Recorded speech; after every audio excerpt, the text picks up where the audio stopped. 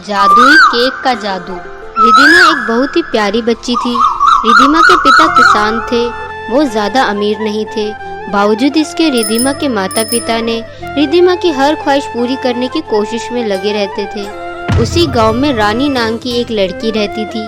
रानी गांव के सेठ धनी राम की बेटी थी। रानी और रिधिमा में बहुत ही अच्छी मित्रता थी। रिधिमा जब रानी के घर जाती तो उसके पास अच्छे और ब्रांडेड कपड़े, महंगे महंगे मेकअप देखती तो घर आकर वो भी इन सब चीजों की डिमांड अपने पिता से किया करती थी। रानी के पापा उसके लिए बहुत ही सुंदर गाउन लेकर आए हैं और मेरे पास तो एक भी गाउन नहीं है। आप मुझे एक गाउन दिला देना। अरे बस इतनी सी बात। मैं अभी बाजार जाता हूँ और मैं अपनी प्यारी गुड़िया रानी के लिए एक प्यारा सा गाउन लेके आ जाता हूँ। सच पापा, आप ले आओगे? मैं अभी अपने गाउन के बारे में रानी को बता कर आती हूँ। इतना बोलकर रिधिमा बाहर चली जाती है। तभी रिधिमा की माँ अनीता बोलती है, आपने कुछ ज्यादा ही इसे सर पर चढ़ा रखा है। अरे रानी तो बड़े सेठ की बेटी है, हम चाहकर भी उसकी बराबरी नहीं कर सकते। हमें लगता है ये बात अब हमारी रिधिमा बेटी को भी समझानी होगी, वरना उसकी ख्वाहिश तो दिन पर दिन और बढ़ती जाएगी। अरे भगवान, शिकायत मत करो। रिद्धिमा भी बच्ची है, वक्त के साथ खुद समझ जाएगी। अभी हम उसकी छोटी छोटी खुशियाँ क्यों छीने। सुनती हो भगवान, मैं काम पर से 500 रुपये लाया था ना, जरा देना। मैं बाजार जा रहा हूँ अपनी बिटिया के लिए गाउन लाने। दोनों बाप बेटी का दिमाग खराब हो गया है। यहाँ घर में खाने को पैसे नहीं हैं, लेकिन इन्हें अपने शौक पूरे करने की ज्यादा जरूरी है। अरे क्या हो गया, एक ही तो लाडली बेटी है हमारी, और पैसे का क्या है, वो तो आता जाता रहता है। अब मुझे देर हो रही है।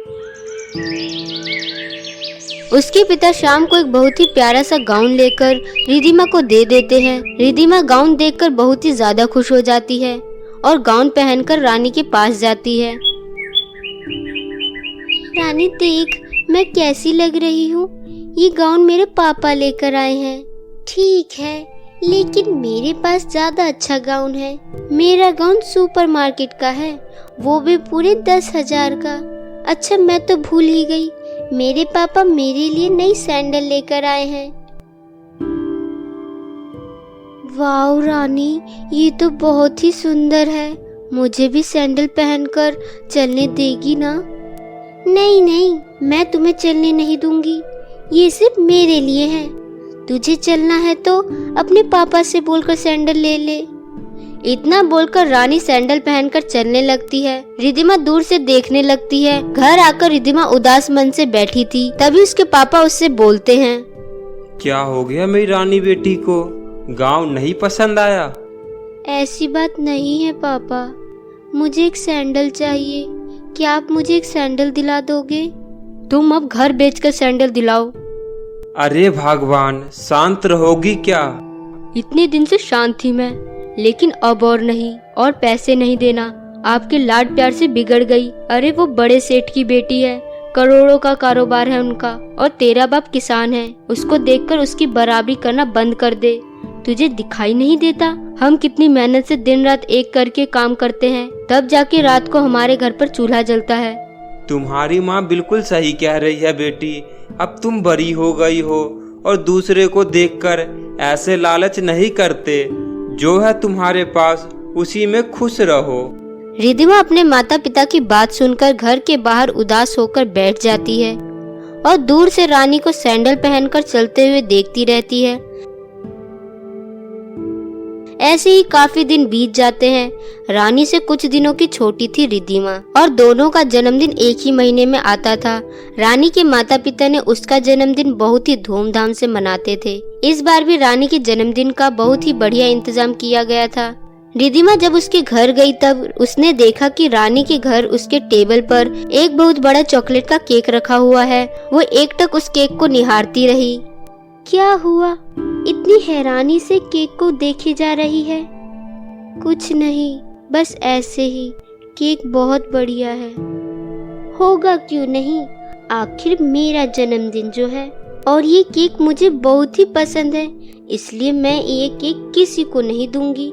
जन्मदिन होने के बाद यह सारा केक मैं अकेले ही खाऊंगी।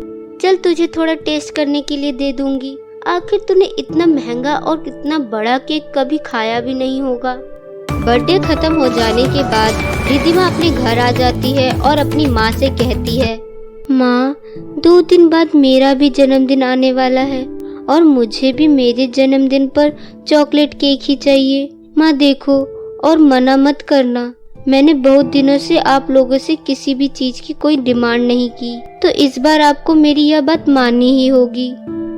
बेटी घर की हालत कुछ ठीक नहीं है, मैं तुम्हारे लिए घर में ही हलवे का केक बना दूंगी, तुम उसी को काट कर अपना जन्मदिन मना लेना।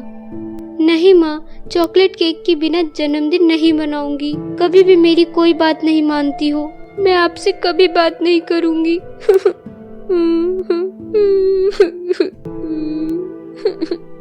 इतना बोलकर रिद्धिमा घर के बाहर एक पार्क में बैठकर रोने लगती है। तभी उधर से सोनम परी गुजर रही होती है। सोनम परी रिद्धिमा को रोते हुए देखकर उसे बोलती है, क्या हुआ बेटी, तुम यहाँ बैठकर क्यों रो रही हो? क्या बताऊं परी जी, मेरी दोस्त रानी के जन्मदिन पर उसके माँ बाबा ने उसे बहुत ही बड़ा चॉकलेट केक दिलाया था। मेरी माँ मेरे जन्मदिन पर मुझे छोटा केक भी नहीं दिला पा रही है और वह बोल रही है कि मैं हलवे के केक को काटकर अपना जन्मदिन मना लूं। आजकल हलवे से भला जन्मदिन कौन मनाता है? ऊपर से यह देखकर सभी लोग मेरा मजाक उड़ाएंगे। तो यह समस्या है। अच्छा रोना बंद करो। तुम्हें चॉकलेट केक पसंद है ना? लो ये जादुई चॉकलेट केक है, तुम यह केक अपने साथ घर ले जाओ।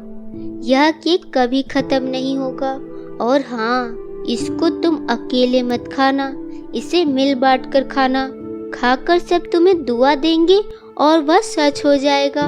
और हाँ, याद रखना, ये केक सिर्फ तुम अपने जन्मदिन वाले दिन ही काट सकती हो। अगर तुमने गलती से भी इस केक को किसी और दिन काटा तो केक खाने वाले तुम्हें दुआ नहीं बल्कि बद्दुआ देंगे और वो बद्दुआ भी सच हो जाएगा। यह सुनकर सोनम परी का धन्यवाद कर खुशी खुशी वो केक अपने घर ले आई। केक को देखकर उसकी माँ बोली, अरे रिद्धिमा, तुमने इतना सुंदर केक कहाँ से लेकर आ रही हो? तुम चोरी तो नहीं की हो? सच बताओ रिद्धिमा। नहीं माँ, मैंने कोई चोरी नहीं की। एक सुंदर परी ने मुझे ये जादुई केक दिया है। इसको खाने वाले के मुंह से जो दुआ निकलेगी वो सच हो जाएगी।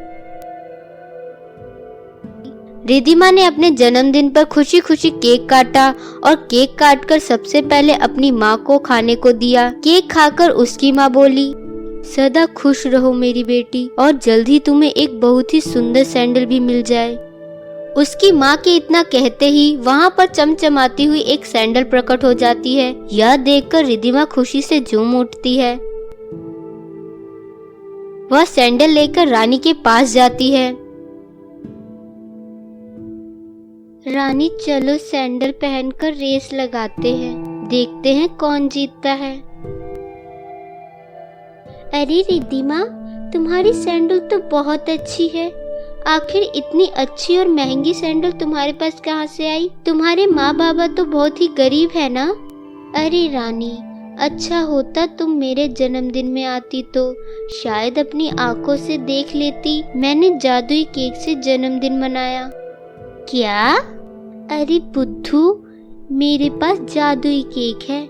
इस केक को खाकर लोग जो भी दुआ देंगे वो पूरा हो जाता है। इस दिन मेरी माँ ने केक खाकर मुझे सैंडल मिलने की दुआ दी थी और मुझे ये सैंडल मिल गई, देखा क्या? यह सुनकर वो दंग रह गई और घर आकर अपनी माँ को सारी बात बता दी। उसकी माँ लालची औरत थी और उसके पिता एक भ्रष्ट गांव के सेठ थे। ऐसी बात सुनकर उन दोनों के मन में लालच आ गया। उन्होंने कुछ गुंडों को पैसे देकर केक चुराने के लिए कहा। गुंडों ने रात को रिद्धिमा के घर चोरी करके जादुई केक ले जाकर रानी की माँ को सौंप दिया। जी, अब मैं जल्दी से इस केक को काटती हूँ, खाकर आप मुझे दुआएं दीजिएगा। कि मैं जल्दी से शहर की सबसे अमीर सेठ की पत्नी कहलाई जाऊं। मेरे पति यानी कि आपके बिजनेस में दिन दुगनी रात चुगनी तरक्की हो।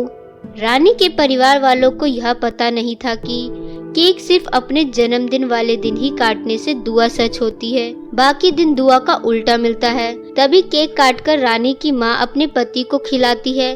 तभी उसका पति बोलता है, तुम्हारे कारोबार दिन दुगना और रात चौगना और भी नाम करे। उसके इतना बोलते ही उसके फोन की घंटी बजती है। क्या हुआ जी, आप इतने परेशान क्यों हो? अरे मैं बर्बाद हो गया और मैं कहीं का भी नहीं रहा। आज तक मैंने जो भी घोटाले किए सब पकड़ा गया और मुझे नौकरी से भी निकाल दिया गया और मुझे इन सब का जुर्माना भी भरना पड़ेगा। जुर्माना चुकाते चुकाते उनका सब कुछ बिक गया। वो बहुत ज्यादा गरीब हो गए। उसके पास ना तो कोई काम था और ना ही पैसे। रानी के पापा को मजबूरन खेतों में काम करना पड़ा। एक दिन रानी अपने परिवार के साथ रिद्धिमा के घर जाती है और सारी सच्चाई बताती है। हमें माफ कर दो रिद्धिमा, मेरी माँ ने अपने लालच में आकर तुम्हारे केक को चुरा लिया था और उस केक को काटने के बाद हम बर्बाद हो गए। रानी, तुम लोगों ने मेरे जादुई केक को चुराया बहुत ही गलत किया।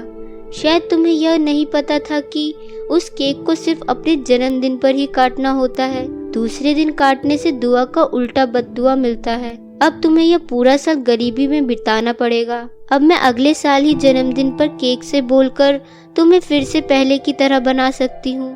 तब तक तुम्हें गरीबी में ही गुजारा करना पड़ेगा।